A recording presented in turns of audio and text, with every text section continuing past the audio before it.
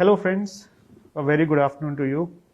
I am Dr. Agnivesh Tikku, consultant spine surgeon at Apollo Hospitals, Navi Mumbai. Today we have gathered here to speak on managing lifestyle in this lockdown era and post-lockdown era. It's very difficult time and we should know how to get through this. We have to sail through this time and things will get better over time. But it should not happen that we should neglect our health, especially it has a very bad impact on our spine because of the posture. A lot of things what we are doing today may impact us in the long-term future. And that is the aim of today's talk, that we try to inculcate certain things which make you independent and self-reliant on what you can manage in this time at home and what you can all prevent unnecessary pains and maintain a good healthy lifestyle. So today I have with me Dr. Tanuja Akre. She is the head of the physiotherapy at Apollo Hospitals, Navi Mumbai, and she will be guiding us on the posture and exercises. I have with me Mrs. Varsha Gore, consultant dietitian at Apollo Hospitals. She will be telling us what we should have and what we should not eat, how to maintain the calorie balance, and how to change your diet. I have the pleasure of having Dr. Rituparna Ghosh with me. She's a clinical psychologist at Apollo Hospitals, Navi Mumbai. She will be speaking to us about how to stay positive and be in the right frame of mind, how to come over that urge, that temptation which may make you go towards the wrong side. So friends, let's all start this discussion. Namaste everyone. I take immense pleasure in actually introducing our first speaker for today, Dr. Agnivesh Tikku, who is our spine surgeon, and he's also a specialist in robotic surgeries. He's going to talk to you about the impact the spine has on posture and its adverse effects, and also in this lockdown COVID era, the impacts of the wrong and the good doings of the spine. So I would take the pleasure in inviting him to do his talk. Thank you. Thank you very much, Dr. Tanuja. So dear friends, let's start with today's first topic, which is understanding why does the back pain happen and increase in this lockdown period, and what we can do to prevent it from getting worse. Many of us already are having back problems, and with this unprecedented situation where at one end we are dealing with a virus which has put us all into lockdown. On the other hand, we are not able to do our lot of daily exercises routine what we were doing. So that has led to a situation where our back is deteriorating, plus a lot of things have changed now. What has reduced are the exercises what we were doing, like running on the streets, cycling, outdoor activities, gyms, swimming pools. All of that has gone down to zero. And there have some new things which have come up which we were not used to doing before, which is like cleaning the whole house, like doing the shopping. The pattern has changed. We now try to get material at one time rather than going at multiple incidences. Home deliveries have stopped. And the last thing, which is the work from home, which is even going to persist for a long time, even after the lockdown with some restrictions is lifted.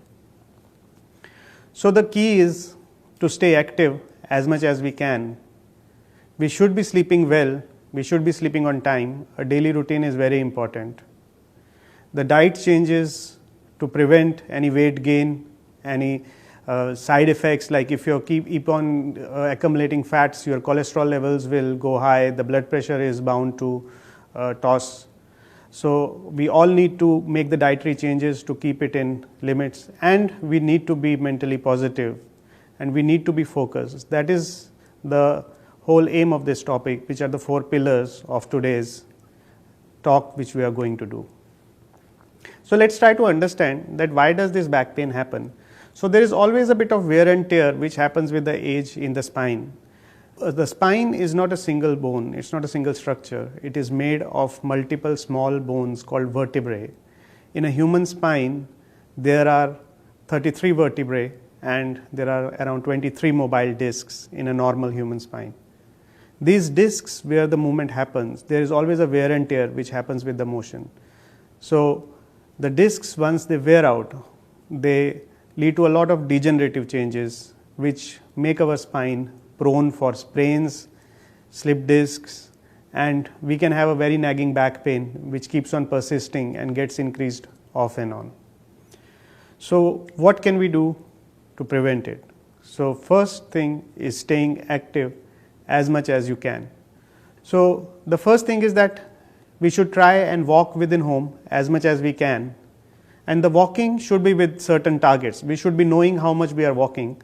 Earlier there was a saying that you should try to complete 10,000 steps a day, which may not be possible in today's world because we may not have enough space to walk, but we can still do a targeted walking. These 10,000 steps were supposed to burn 400-500 calories a day and maybe around 3,500 calories in a week's time, which would lead to loss of 1 pound of weight or maybe 450 grams of weight. But now, even if we reduce it, we'll still get the benefit. If you're not able to do 10,000, even 5,000 is good, but it is better than doing nothing. So what is the alternative for this activity which has gone down? So now the housework is the new workout. So if you do your housework properly, you are burning enough calories to prevent a lot of problems from happening. Let me give you an example. Say cleaning your window for 30 minutes lets you burn 150 calories. If you're gardening, then it is 200 calories in 30 minutes. And if you have a big house and you manage to clean it inside and out in a full day, it's equivalent to a 5-mile run.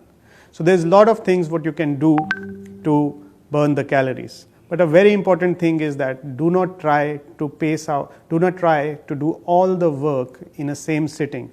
Try to break them in short intervals. Say do some work in the morning, some in the afternoon, some in the evening. If you try to do all of them together, there is a chance that you may end up having a bad back.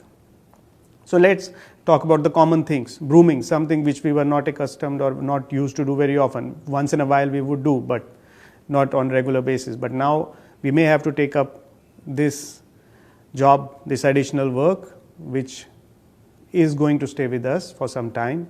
So there are a lot of brooms which we are accustomed of using. The Indian ones, which a lot of people squat or bend and do, is not very good for back. Either you should stay straight, keep your back upright and then do the brooming, or you can get a broom with a long handle which helps you to stay erect and not to bend forward. So let's talk about another simple thing like floor mopping. If you're using a mop, you're bending too much forward, you're straining your back. So try to get a mop which has got a long handle, you stay straight, and when you're sweeping, try to sweep them, make small squares in your mind of the areas where you are cleaning. So clean them square by square, let those small squares be cleaned one by one. Don't sort of try to do too many things at a time, like if there is a small table which you want to displace, so don't try to pull the table at one hand and with the other hand try to do the mop. Don't try to do that. Leave the mop, make the table go aside, clean it and then place it back. If you have a larger area, then there's a pattern of mopping. You can see it now on your screen. So you start at one end and then go all the way around 270 degrees and then come back, and in a zigzag fashion you can come out and stop at a point. If you're trying to reach up for certain things, or you're trying to get something out from an upper cupboard or shelf, then trying to reach out with one hand is a very bad idea for your spine. You need to have a firm base, a good footstool or a foot stand where you can stand with both feet. It should be stable lest you should fall, and then get the things out with both hands. If you're bending down to pick something, if you're bending from your spine, you're increasing the lever arm, you're increasing the strain on your lower back. So the best is to bend your knees, get down, and what we call as a classical lift. So your legs ideally should be spread apart. They should try to enclose the object as close as possible. Hold the object, straighten your spine, lift it close to your chest and then get up, and hold it close to your chest. Don't hold it away from your chest because that's again going to increase your lever arm and strain on the back. So this is basically a general rule. Anytime you are bending forward, you try to shorten the lever arm. If you are bending with your legs straight, you are bending forward and you are increasing the lever arm. So that is going to cause a lot of problems. So you can put your one foot forward, so that will again shorten the lever arm, as you see in this diagram where a lady is shown brushing, or if you're trying to get something from the boot of the car, or something like you're trying to lift up something which is on a shelf or an edge and it's accessible. So you can place one of your foot on the shelf and you can hold the object and get it out, rather than bending all the way and taking it out. If you're carrying weight, then it is better to carry two bags. If you're going for grocery shopping, you're going to carry heavy weight, say 7-8 kgs altogether in one go. If you're holding one bag and then bending on the other side like this, so it is going to put a lot of strain on your lower back. It's better to have two small bags and distribute the weight equally, hold them together, so that your spine does not have an eccentric loading, it has a symmetrical loading, and that will prevent a lot of back problems. A certain tips and tricks which we should all follow during our regular activities, especially when you rest, when you sleep. So back care is very essential when you are sleeping, because almost 1/3 of our life is spent sleeping on the bed. So if you consider 8 hours a day out of 24, it's straight 1/3. So your sleeping posture has to be very good. The way you should be approaching the bed, you should sit on the edge of the bed, lay down on the side, lift your legs, and then roll over to lay down straight. You can have a pillow below your neck, or you can have a pillow below your knee, as per your comfort, whatever you are comfortable with. That can be done. Try, if you feel that your mattress is lumpy, it is bound to be replaced, but right now you may not be able to find a mattress. So it may be a good idea to sort of rotate the mattress. If you have a mattress whose length and breadth is equal, you can rotate them 90 degrees at one time and see which is the best position. But if it's something which is a rectangle, then you need to rotate it 180 degrees, so that the foot end is towards the head end and the head end is towards the foot end. That may give you some respite in that lumpy mattress till you can get your hands on a new one. Whenever you're standing, try to check your posture, try to check your curves. You have a lower back curve, which is called as the lumbar curve, and you have a neck curve, which is again a lordotic or a convex curve. And your hand should be able to insinuate behind your back. Your other hand should be able to go behind your neck if you stand against a wall. So that is your correct posture. Let's see in this diagram, it's a single person trying to stand in different ways. You can see the first one is a sway back, he's too much bent forwards. The other one is exaggerated lumbar lordosis. This typically happens when you are wearing heels, and then other bad methods. And the last one is showing the correct method, which is straight, where if you see from the side, your head, shoulders, hips, knees, ankles are in a straight line. If you are sitting on a chair, especially when you are doing the computer work, try to do it with your back rested against the chair, and your back should be erect like this. You should not be slouching and you should not be bending forward. The table should be approachable. I'm sure Dr. Tanuja is going to give a lot more input and details about this ergonomic posture which you are going to do. Coming on to the work from home, if your work is more on laptop and you are trying to sit up on a bed slouching, or you are lying down on a bed and laptop in front of you, it's an absolute bad posture for your spine.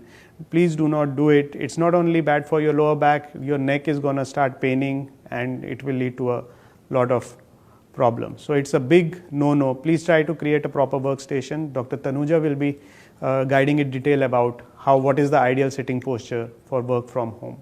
And another important thing is that we today are bound to sort of look more into our mobile phones, because a lot of work is being done from mobile, a lot of texting is happening. So that leads to something called as a text neck.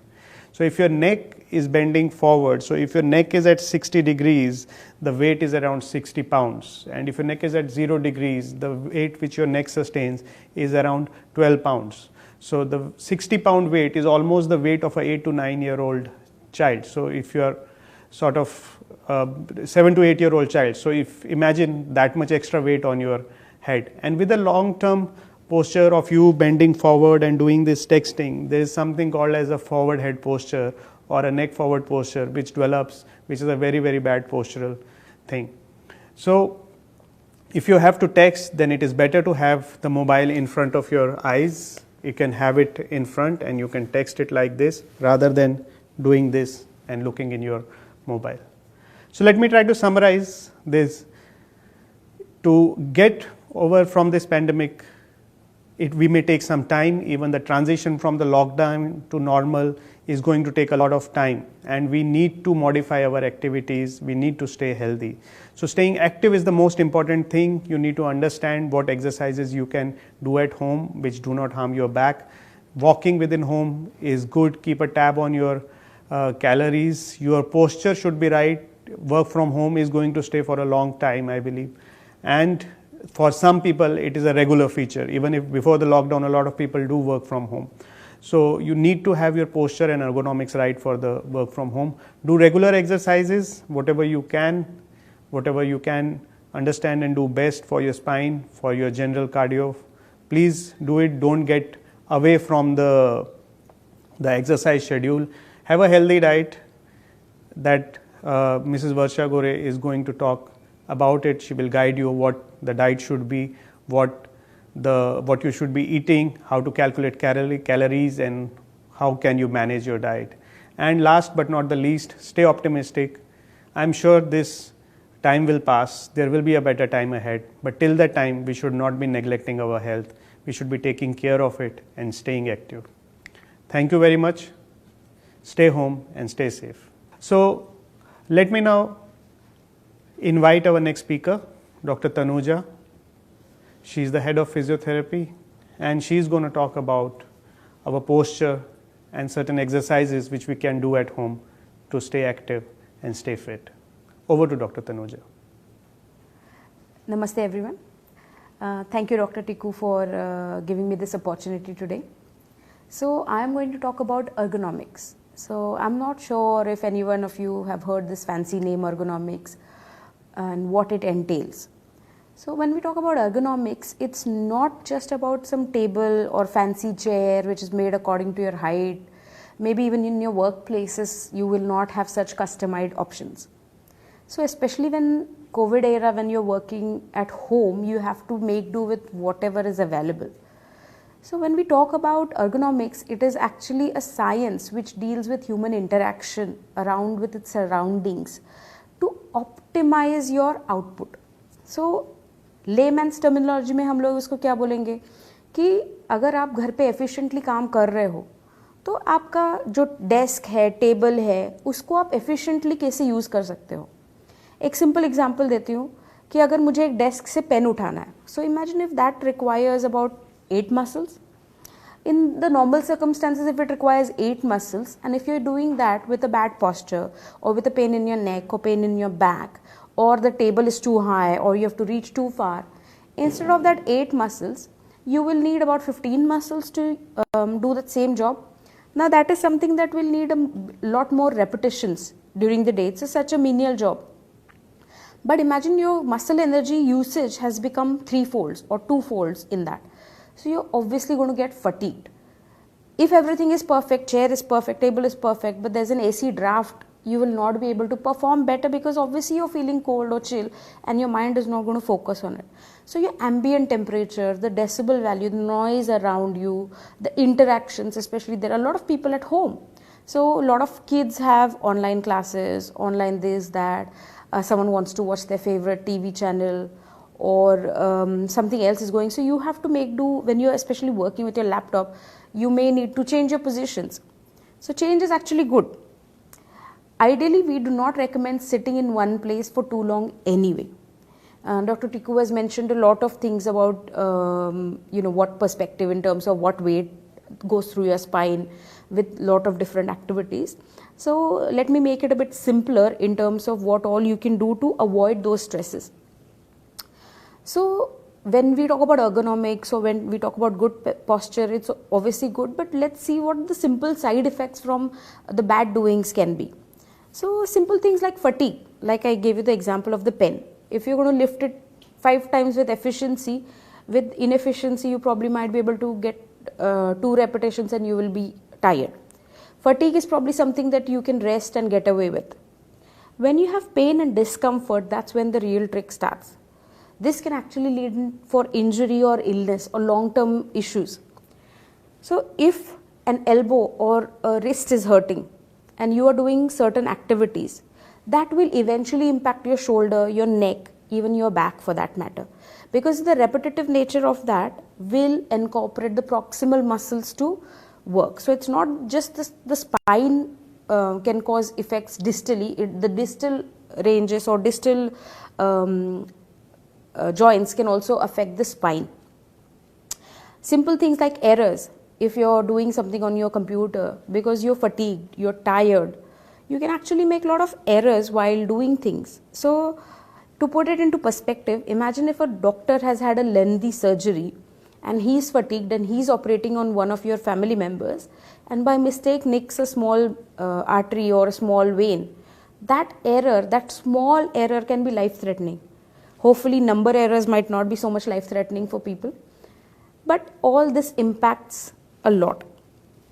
When you're working in front of computer or on your mobiles, the blink ratio, the eye blink ratio reduces a lot. There's dryness of eyes. Even that impacts how we look at things. So if you cannot focus with your eyes onto something, you may have to lean forward, like he was mentioning about the forward head posture, and that has a big impact. A lot of you must be attending to meetings, so either through your phones or through your laptops or your iPads. So when you're doing all these things, you're obviously present more often to a lot of things, because if you're even at home on a normal working sick day, you wouldn't attend a meeting because you're at home. But now a lot of times if you're not that unwell and it's an important meeting, you can connect on Teams or something like that. So that has a big impact. Again, like we were mentioning, that every tilt in the neck forward with using your mobile or laptop is putting an impact on your spine. That can be up to 20-30 kilos, as good as carrying your child on your neck. So multiply that into the hours that you're working. Most of us have a habit of finishing the task and 2 घंटा 3 घंटा एक साथ ही बैठ लिया, उसके बाद हम लोग उठते हैं. I think it's better to take smaller breaks and do pacing. So that makes a bigger impact if you are sitting at one time and then decide to get up and then decide to maybe do your dishes, or that laundry has been done, so you have to remove all the clothes, then put them for washing. So pace yourself, because you know you're going to be at home, you know you're going to be safe at home, so you know what all the things have you to do during the whole day. So as Dr. Tikku was mentioning, that you have to clean the house. So decide maybe not to clean the entire house in one day. As much as calorie conscious that you are, decide not to do the whole lot in one day. You can decide room by room what you need to do. So maybe one room you've done mopping or cleaning, and then maybe do something else. Use your laptop or mobile and do your meeting, or do about half an hour, 45 minutes of work. And usually we recommend after about 45 minutes, you should take a break. Now when I say a break, you don't need to take another half an hour break. You can literally move away from your screen, physically move from your position. So you can actually get up. If you're sitting down, if you're standing, you can actually sit, walk for a few minutes. It just needs to be 30 seconds to 2 minutes. So your screen time will be gone. That pacing action is really important. When you're using your laptop or computer at home or mobile, whatever gadgets you're using, make sure you have a safe distance. So about 100 centimeters. Again, this is average. So everyone needs to decide what their comfort zone is. So if 100 centimeters is too much for you to not pay too much focus on, then you can make it a little closer. It's not like you have to measure it with a scale and make it 100 centimeter. Ideally, the screen should be about 40 to 45 degrees angle lower. In between that zone, your viewing screen is important. So again, if you look down or you look up looking at your screen, the impact on your neck and the spine in terms of kilos and hours, think about that. You're decluttering your workspace. It's really important that you declutter and make sure the first zone has only the things that you need more often. So it could be a pen or a notepad that you need, or a joystick for that matter that you need. If you're not going to need a stapler, no need to put it right next to your laptop, because you will adapt your spine and adapt your posture according to the things that are around you. So already if there's a limited space of work that you're getting, and you're working with, like, oh, if I touch it here, I'll push this, I'll push the water bottle, because you don't want to get up and you put everything around you. It's a usual habit. So I think we need to get away from that. I think getting up and going to the kitchen for a glass of water is much healthier than having a water and then tip it over. Even with sitting, you can tilt your chairs. If you don't have fancy chairs, what you can do is you can move in front a little bit, like in this chair for that matter, because the back cannot be changed. So what I have done is transferred the load from the back of my spine to probably a bit of my knees and the legs. So that also changes the weight bearing zones in and around your spine. The best thing to do is a footstool. When you're sitting straight, if you realize, if I ask you to do this simple experiment at home, try and slouch. People do this and people do this. But if I have a footstool and I actually raise my feet a little bit with the footstool, I actually cannot slouch. I have to bend, but I cannot slouch. So having a footstool, you don't need anything fancy. Those are Amazon boxes. You probably ordered something. You can use one of those boxes, small boxes, or a telephone directory, that sort of a thickness. And you can lay it under your feet, and that can help. It's okay to recline back and sit at some point in time, because again, that is going to change your posture and help you in some way. Don't recommend that doing and using recline and using a laptop for hours. If it's for a momentarily change, it's good. You can stand and use your laptop or computer. If it's a fixed thing, I think there's only limitation on what you can do. If you have a laptop or a phone that you're going to use, you can put it on a bench top that is high enough. You can use your books to raise the height. And again, like I said, just make sure you declutter everything so your wrist and forearms are supported, so you're not dropping your wrist too high or too low, so that you're not going to transfer your pain from the spine to your arms or the other way around. Decluttering, like I said, is simple things, so make sure that is the key element. If your workstations keep changing, do take your necessary things there, because you will have the opportunity to get up as you're in the house only to do something else and come back to it. A lot of people ask us pillows or no pillows. There's no right answer. The main thing is your neck needs to be in alignment. It needs to be comfortable. So I tell a lot of people a simple trick, that if you're a side lier, like lying on the side person, lie on your pillow and ask a family member to take a photo side on from that angle. If your spine is tipped like this or like this, not in a neutral, that height is not right for you.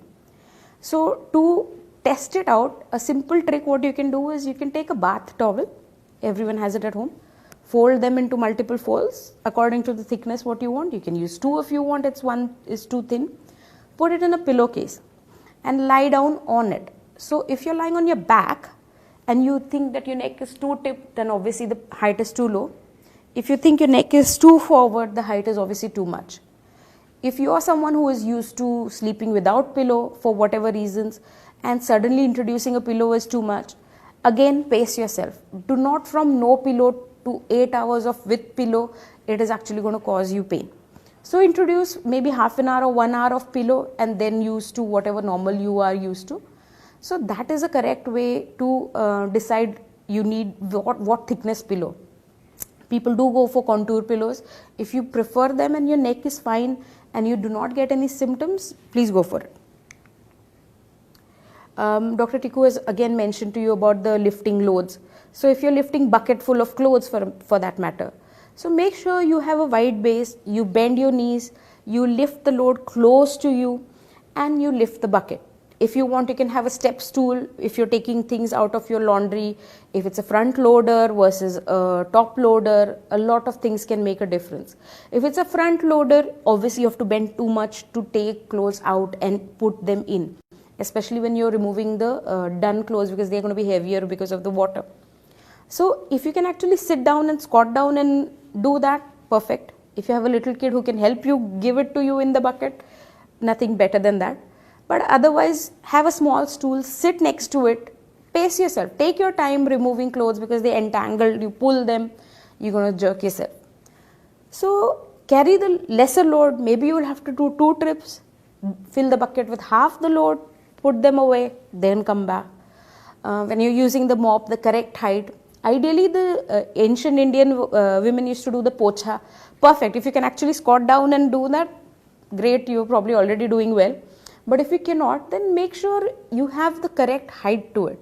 If you do not height where you're holding it, the height might be right, but you're holding it too low is not going to make much of a difference. Even your grip for that matter.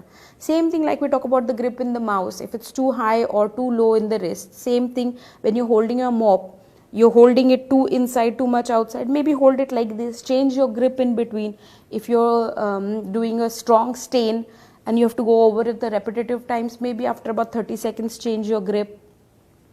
If you're dry mopping, obviously it takes a lot of resistance, so use that push versus pull principle. It's easier to push than pull. So make sure all these activities, because it's not a one-time thing, it's going to be here for a while. So if you're going to do these repetitive injuries, they do have a lot of impact, long-term impact, and to come out of it takes a lot of time. So when you're doing dishes for that matter, if you have a meeting, then you're going to suddenly get up, go and do your dishes. Maybe you can just put soap on your dishes first, or clean them halfway through and then come and rinse them at the end, or do shorter bouts of dishes, maybe do all the plates at one time, because we have a habit of trying to finish it off. That finishing off may actually cause a lot of injuries because you may push through pain. So if something's not feeling right, it is not right for you.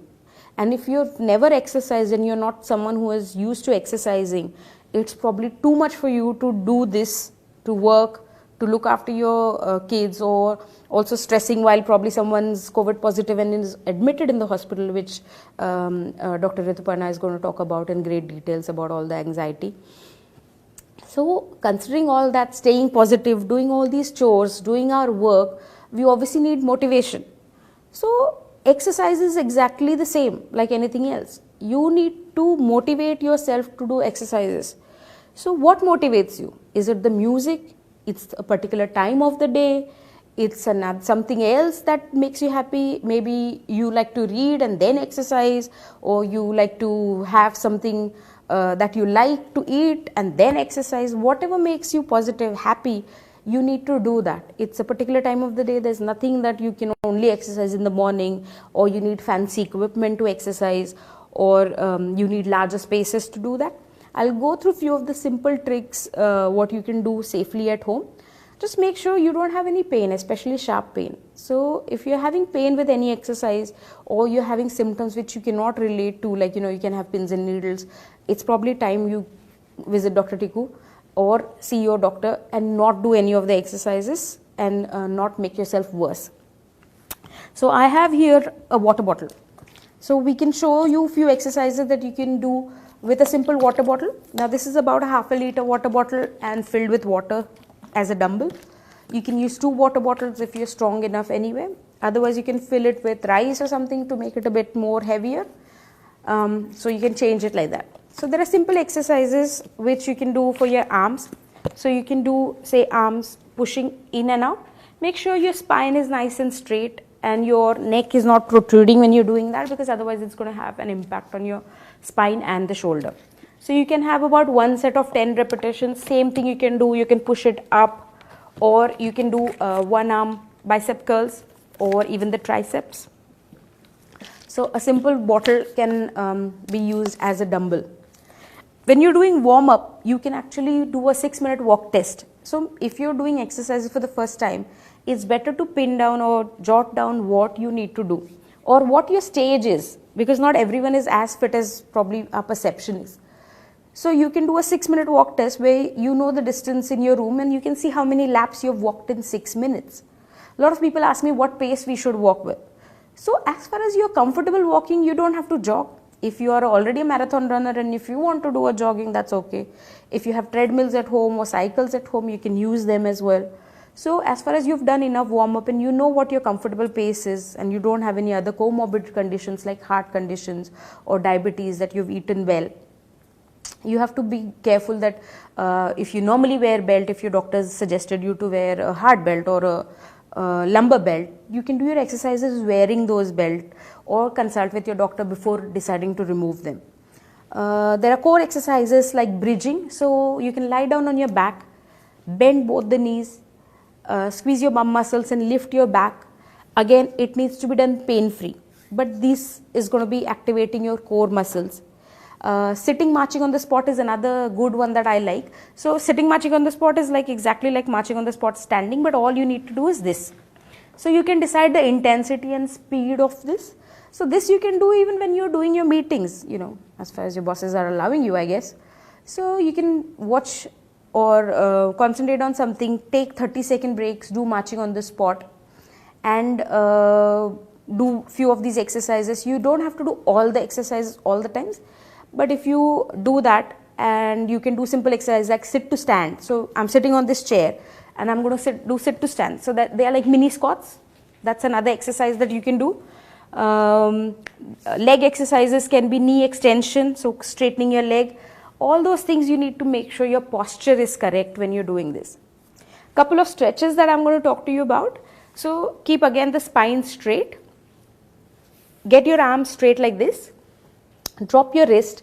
With your opposite hand, pull your wrist, not your fingers, and hold for a stretch. You should feel a stretch, not pain. Hold that for about 5 to 10 seconds. Make sure your neck is not pulled or pushed like that. It is nice and straight. Your shoulders and spine straight. Hold that for 5 to 10 seconds. Then turn your arm around and put that down and do the same stretch. 10 seconds. So once you do that, make sure you do it on the opposite side as well. They are good forearm stretches and also stretch some of the nerves that come from the neck. There's another neck stretch that I would like to tell you. So make sure again that you're not doing it through pain. So sit on the hand. You're actually sitting on a hand. Keep your neck straight. Keep your thoracic spine straight. You cannot slouch in this one. Keep this straight. So all you need to do is tip your neck away from the hand that you're sitting on. Once you tip your neck, you should feel a good stretch on the side. Okay, that your neck is tipping away from. Hold that stretch for about 5 to 10 seconds and relax. Again, दूसरी side भी अपनी है. Make sure you do it on both sides. So you're sitting on a hand, actually putting your wrist under your bum. Keep your neck straight and just tip it away. So you're not twisting, you're just tipping it away. And you feel a good stretch on the opposite side. So make sure when you do your exercises, you follow the rule of all the exercises. You do warm up, you do the crux of the exercise, and you do your cool down. So the cool down, you do the same exercises that you've done in warm up, but you do it at half the pace and less amount of time. So that way you'll ensure that you are very safe, and in between everything, if you've touched a lot of things, your laptops, your mobile, they are actually the worst for bacterial infections and all these contaminations. Make sure you're washing your hands regularly, not just a quick rub, 30 seconds, covering all the areas, and stay home, stay safe, and stay fit. Thank you. I'll now hand over to Varsha, who is a senior clinical dietitian, and she'll give you great tips about what to eat and also what not to eat. Thank you. Thank you, Dr. Tanuja, for your words. I'll be speaking on diet. My name is Varsha, senior clinical dietitian at Apollo Hospitals, Navi Mumbai. Diet during lifestyle, during this lockdown phase, people need to be in control, and we are finding a lot of calls related what should be their diet be in this lockdown phase. The challenges that they are facing are at different levels, like at physical level, mental level, social level. Because the physical level, they feel that they are not able to walk around and burn out the calories. But I think Dr. Tanuja has already explained how your physical activity will be. Then related to food, that's the only source people are finding, that they are getting a lot of exposure to food, but they really don't know what to eat and when to eat. And also socially they are totally cut off.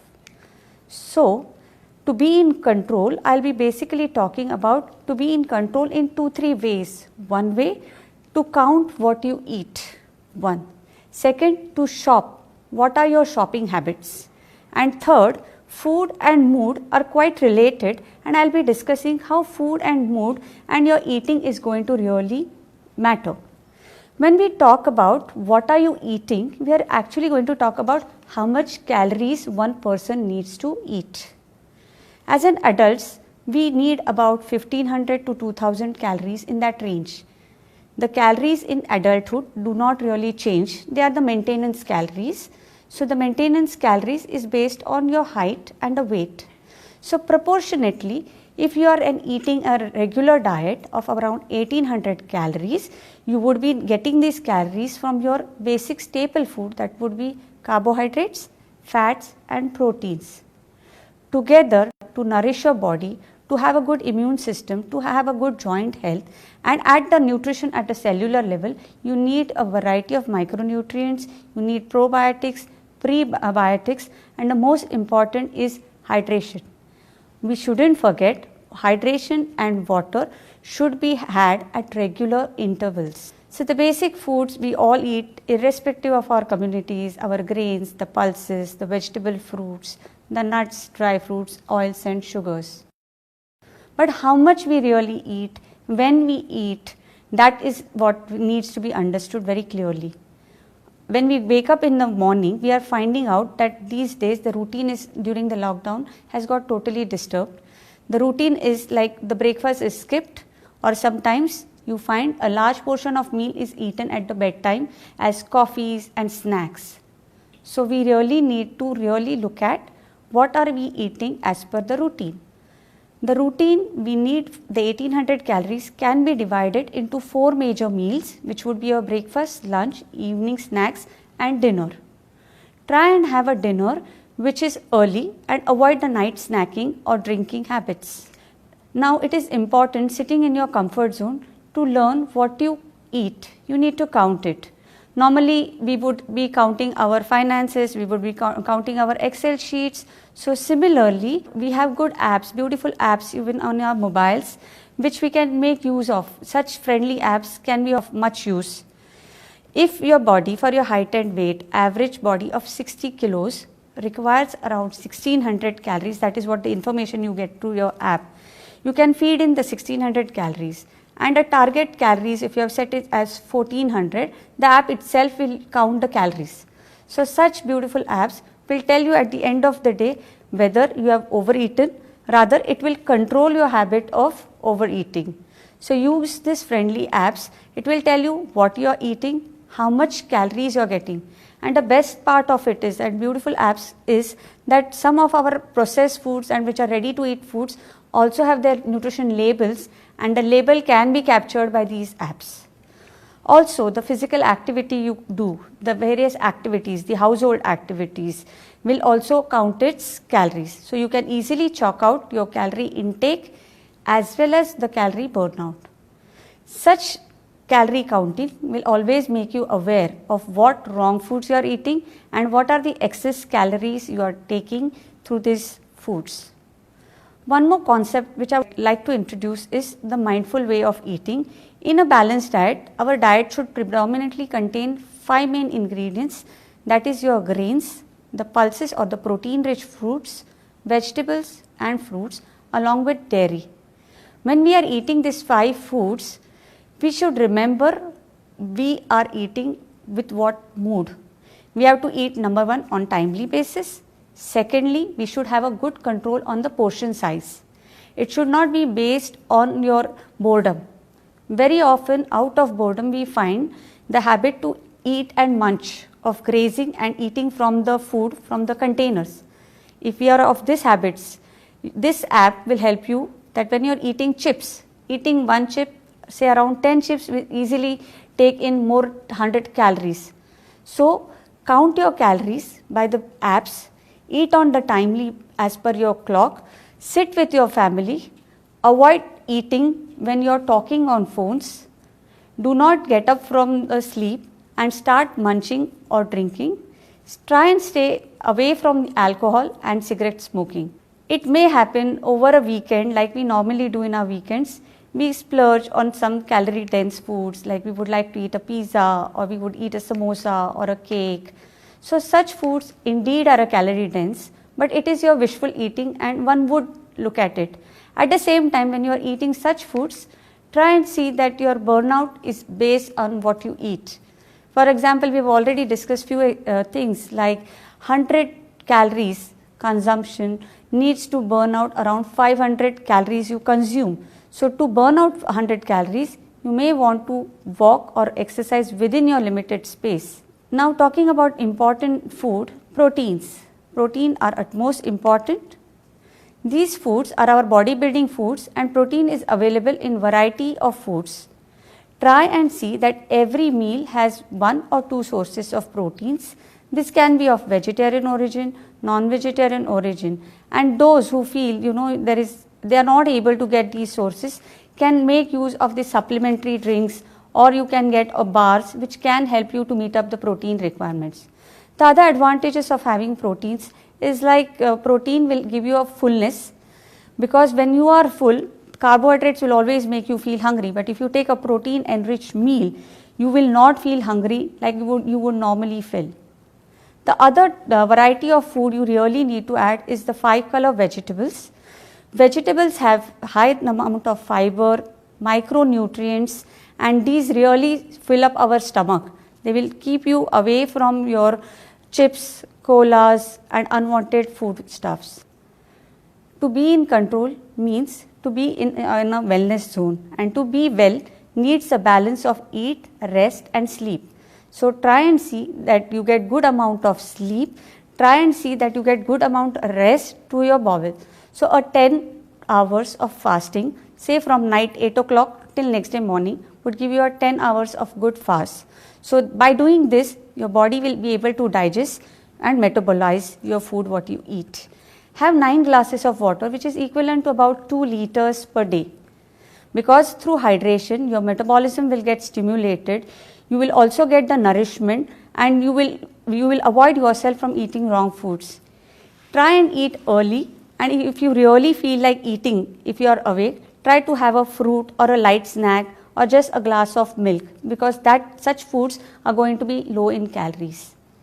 7 hours of sleep is optimum, because if you indulge in a less sleep, then you will always find that your metabolism and your hormonal cycle gets disturbed.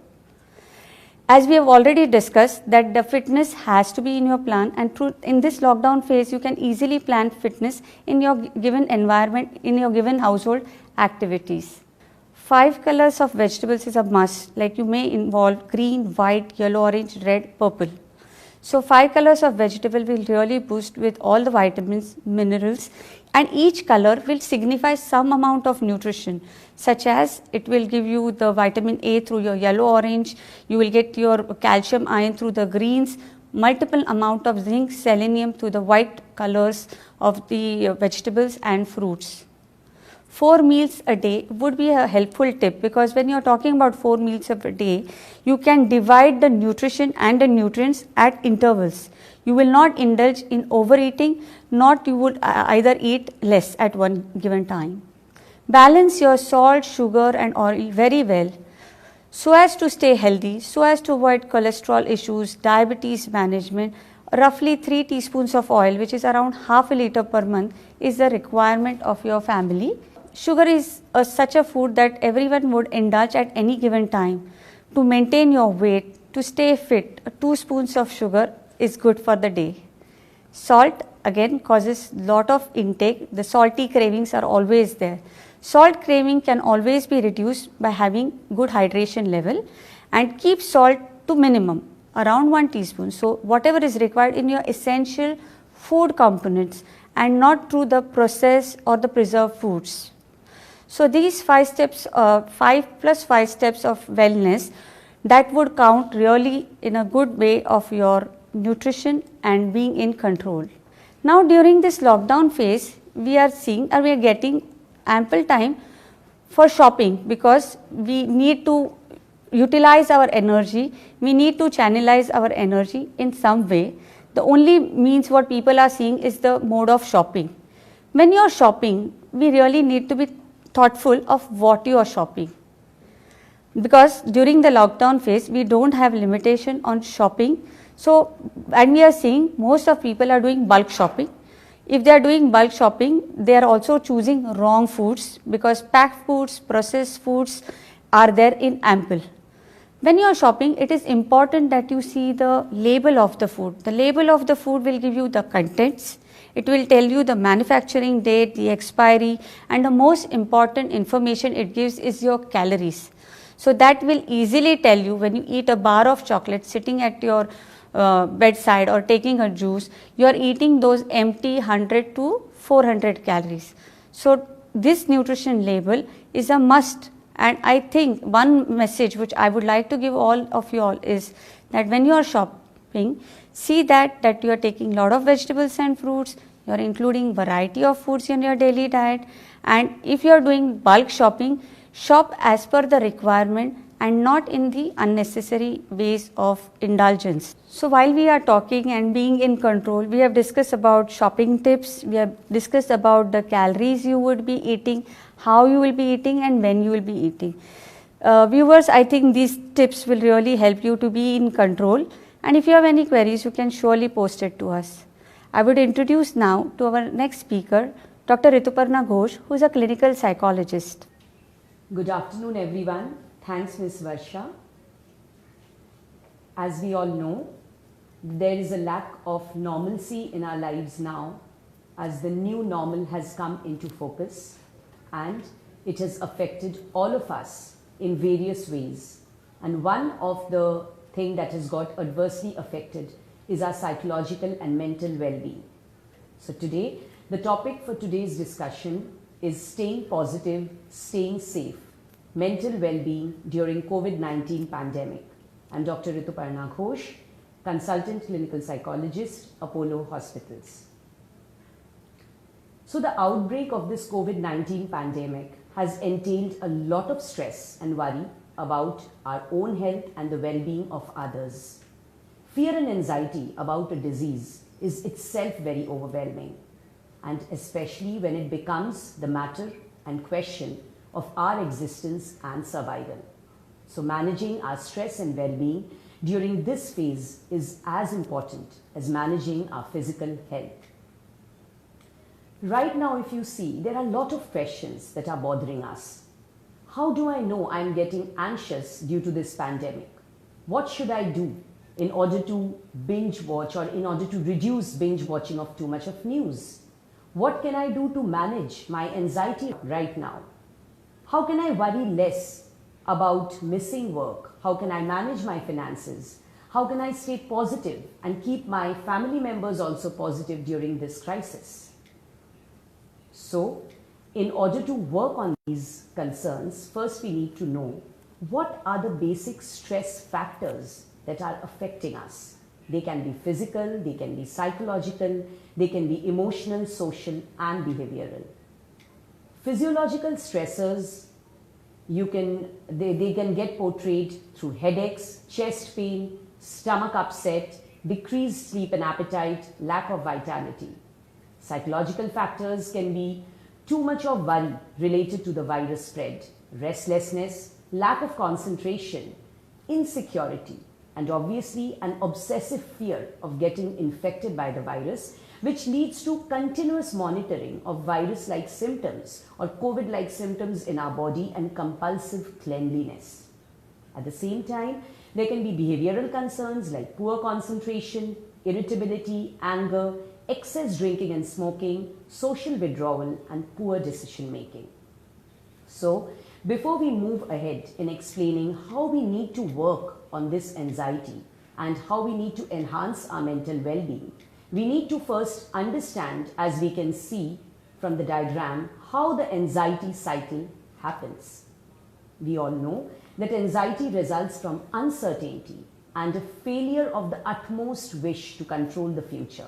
When we are unable to do that, we tend to catastrophize or exaggerate whatever things are happening in our external world. That leads to a lot of panic and obviously to a lot of stress inside us. So, in order to deal with this anxiety, we have to first understand the importance of accepting the situation. If you see, there are 5 stages that are involved in the whole cycle. From the time the virus spread started till now, there have been 5 stages. Initially, there was the first stage, denial, where we were not accepting the fact that this virus is serious. We thought it will not affect us. Then when we realized that this virus is something we need to give importance to and we need to take precautions and spend time inside our homes, we started feeling angry. That was the second stage. Then we tried to bargain with ourselves, the third stage, that maybe the virus will stay for 15 days, 1 month, and we'll again be able to go out of our homes. When that also didn't happen, we started feeling worried and sad, and that was the fourth stage. We didn't know what to do. Then comes the final fifth stage, that's acceptance, which is the most rational and mature stage, wherein we need to accept the situation and find out measures and ways to overcome whatever we can do from our side. So, as we all know, acceptance is the key. And to accept a situation, we need to demarcate between the things that are not under our control and the things that are under our control. The things that are not under our control, the first is presence of uncertainty. As I said, anxiety happens because of too much overestimation of risk factors and underestimation of our ability to cope up with it. So we need to accept the fact that this is an uncertain situation. So we cannot do much about it. Then comes how the virus evolves, when the pandemic will end, accuracy of statistics and other people's actions, how they will react to it. We don't have control in all these situations. So we need to segregate these and then find out the things that are under our control. First and foremost is helpful response to uncertainty. We need to find out, we need to realistically evaluate what are the stress and the risk factors, and we need to find out the probable solutions that we can get, the solutions to the problems sitting at home that we can solve. Yes, we need to segregate between what are the rational solutions and what are our fears, and accordingly we need to work. At the same time, we need to take all precautions that is obviously under our control to maintain social distancing, to wash our hands. Also, at the same time, we need to limit ourselves from binge watching too much of news. And also we need to be careful that we don't watch news before going to bed, because that disrupts our sleep cycle. Also, we need to refrain from assuming. We have to understand this disease can affect anybody irrespective of caste, creed, religion. The more we refrain from assuming, the more we spread kindness and compassion. So, nurturing hobbies and unwinding ourselves during this time by cooking, painting, dancing, or whatever we can explore, a varied field of interest. Staying indoors, we need to do that. Also, we all know, as Aristotle had said, man is a social animal. So the moment the social distancing thing came into focus, we felt very upset and we felt very depressed. But we still can maintain, that social connect with others through video calls, to be in touch with them through phones, because we need to remember social distancing is reducing physical proximity but increasing psychological connectedness. Now coming to the fact that how we need to deal with anxiety. First of all, we need to understand the anxiety. We need to evaluate what the trigger factors are.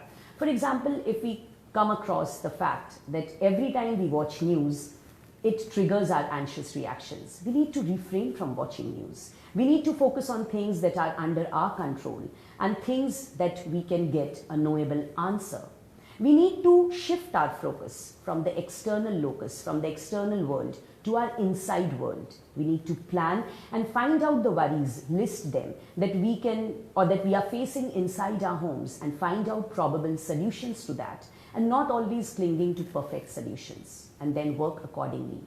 One very important thing is to reframe from negative to positive statements. So every time if we keep telling ourselves we are under lockdown, we are feeling claustrophobic, we are feeling suffocated, it won't work. Rather, if we say that we are getting utmost opportunity to spend time with ourselves, with our family, I think this reframing will really help us to overcome the anxiety for that time.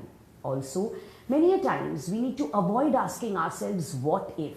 We don't have answers to the situations that are happening in our external world. Rather, we need to focus on here and now, because the more we stay grounded to the present situation, the more it reduces the negative spiraling of the thoughts, and it increases the rational thinking of our brain to think logically and gives us clear thoughts. We need to live in the present. At the same time, whenever we are having some discussions with our family members or friends on a phone, refrain from discussing too much about the virus. Rather, discuss some light topics. Discuss some things that will make you feel good. Also, acknowledge at times that it's okay to feel anxious. because this is a time, this is a situation which we never expected. So we all are feeling, we all are having that anxiety and stress. So accepting and acknowledging that will help you to come in terms to the situation, to help you externalize the stress and work accordingly. Because if you internalize the stress, if you repress it, it may have major consequences later.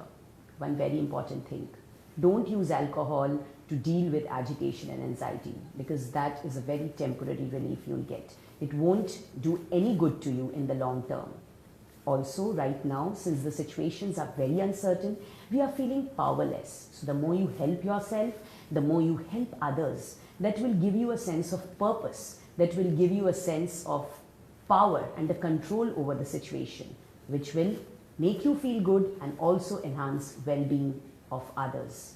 Remind yourself the winning mechanisms. Try to recollect situations wherein you had faced some stress and what mechanisms you used to overcome that. At the same time, focus on the recovery cycle of people. Always, instead of seeing the mortality rates, the number of people getting affected, if you can focus on the recovery cycle, that will also reduce your stress levels. Another very important thing, what happens right now when we open our news channels, we see that either the mortality rates have increased or the number of people getting affected pan-world is increasing. And that leads to a lot of stress. And what we do, we try to, divert our attention towards some temporary solace or relief that will help us to come out of that stress for a short period of time.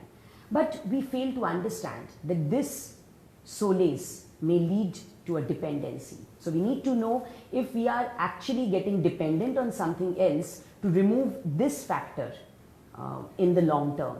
So if you are really binging on too much of alcohol, you are really binging on food stuff, you are really binging on some other habits that are getting maladaptive, you really need to work on them. So you have to ask yourself why you are doing it. You need to strike a difference between general anxiety and boredom, and try to look into other productive ways of venting out your anxiety. I'm sure there can be a lot of creative ways to focus your positive things, to channelize your positive things into a better outlet. Maintain a daily log. Try to divide the day into smaller sessions and work accordingly. Maintain a gratitude journal. That helps a lot. One very important part of the society that is now getting affected due to this lockdown are the interpersonal relationships. We all know that earlier the major part of the time we used to spend outside. So coming back home, having a meal together, watching TV together was always fruitful. But now when 24/7 most of the time we are doing that, it's not saying so. So we need to manage our interpersonal relationships. How we need to do that? We need to divide our time between time that we are spending together with the family members and the time we are spending with ourselves. At least 1 hour in the day, I'm sure you all can spend with yourself, your me time. That is important. At the same time, sit together, all the family members, brainstorm together and divide the home tasks for each day. Focus on short-term goals and work together. That will enhance better family bonding. Also, accept the fact that every person has their individual way to react to stress. Refrain from blaming each other, accusing each other. Focus on the strengths of the relationship. That is very important. At the same time, keep your home environment clean, because a chaotic home leads to a chaotic mind. So you need to work on that as well. Another section of society getting adversely affected are our children, because their developing minds, their high physical energy, their needs to play with others, to meet their friends, it's not happening. Most of the time they are inside home. So they are getting involved in familial arguments, they are getting stressed up. So you need to be very cautious how you need to tell them about this pandemic. Talk to the child in a calm tone. Don't threaten them. At the same time, don't tell them, especially with older children, that there is nothing to worry. Of course, there is something to worry about and they need to know that. But introduce COVID-19 as a kind of flu. Do not scare them with too much of facts and do not threaten them, because the more you threaten them, that will anger them and that will actually alienate them, and they will withdraw from talking to you. At the same time, also one very important thing is that Use simple terms to explain them. Don't discuss things before bedtime. Explain that you are there with them. They need to enforce hygiene and self-care. For younger children, you cannot explain them much about the virus, but you can be a role model to them by telling them that from today onwards, we will start maintaining these hygiene things in our family, and they will copy you. With the older children, you need to tell them the importance of the virus, how it is getting spread up, and what they need to do to take all the precautions. Encourage indoor play. Ensure that they nurture their creativity as much as they can. Another section of society, so I've tried to cover all the sections of the society getting affected, how we need to enhance mental wellness in each and every one. So elderly people, the older generation, if you see, they are getting affected in two ways. First of all, we all know that they are at high risk of contracting the virus, and also they are at highest risk of suffering from loneliness due to the social distancing, because only social interaction was the way for them to meet their age group peers. So they are suffering from a lot of feelings of loneliness, worry, disturbed sleep, depression.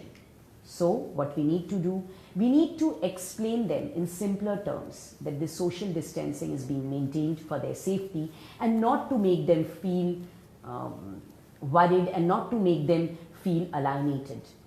Also, let them exercise, maintain their proper routines daily. At the same time, give them company. Don't alienate them psychologically. Also, involve them in the decision-making processes of the home that will make them feel accepted. Our healthcare workers are also under a lot of stress. They are doing immense work for all of us. And because of them, we are here staying fit and positive. So we need to help them. We need to alternate their shift systems to give them periods of rest. We need to let them stay connected with their family. We need to reduce their burnouts by giving them ample productive breaks and promoting leisure activities. Also, if they are feeling scared, if they are feeling worried, they need to have a proper channel to express that so that they can de-stress. Now coming to the employer-employee well-being during this pandemic. Our industries, our companies, they are also suffering a lot. How we need to promote well-being among the employer-employees. Yes, that is very important. We need to understand that this is a very trying time. So we need to set boundaries on the work schedule. We need to focus on short-term goals and work accordingly. We need to understand that in a team, if there are extrovert personalities and introvert personalities, with introverts, it's still okay to spend some time under lockdown. For extroverts, it becomes more difficult. So we need to explain them. We need to talk to them personally. We need to keep a personal touch with our team members through video calls. We need to understand that the entire leadership, irrespective of the hierarchy, has to sing the same song in the same rhythm. So these are the stay positive times. Becoming mindful, being aware right now and every day. There's a specific difference. There's a major difference rather between mindful and mindfulness. Mindful is when our mind is totally full with a lot of things. And mindfulness is when we become aware of our surroundings, what is happening within us. So focus on the present, live in the present, live every moment, and focus your energy into doing something enjoyable right now. Know the importance of laughter and learn to choose happiness. One very important thing before I wrap up my talk is that coming out of lockdown anxiety. How is life going to be after lockdown? We all know that going back to work is triggering a huge range of emotion, as our needs have gone back again to the safety and security phase. And we are having this approach avoidance conflict. At one point of time, we know that going out can be a risk, and at the other point, we know that we need to go out. We cannot sit back at home and leave work. So this conflict is creating immense stress in our minds. So we need to creatively visualize things. We need to adopt all the precautions before going out, do some breathing exercises, and we need to tell ourselves that what is the positive outcome if we are going out, what positive we are getting. So if we are taking all the precautions and going out, there's nothing to worry. And the more you tell yourself, the more you say that we are not going to go out, we are afraid, the brain goes into a flight or fight mode. So in order to relax the brain, we need to take the precautions and we need to move out, we need to work also. So creative those creative visualizations are very important. At the same time, manage your finances well during this time. So you can do some relaxation exercises to keep yourself positive. As we all know, that this pandemic has introduced all of us to a new rhythm of life.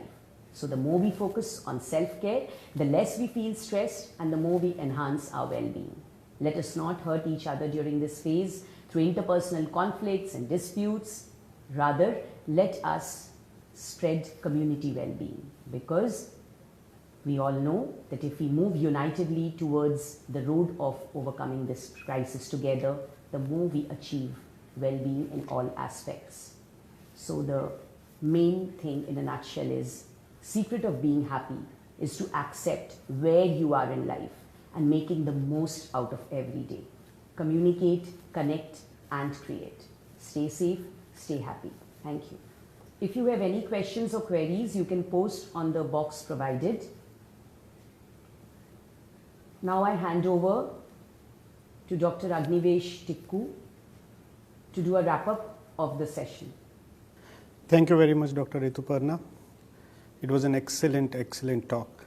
I believe that it is more important to be happy today, and it is even more important to know how to be happy today. With this, I would like to conclude this session. If you have any questions, please do reach out to us. You can post your questions. We'll be more than happy to reply. Thank you very much. I wish you a very safe time with your families. Stay home and stay safe.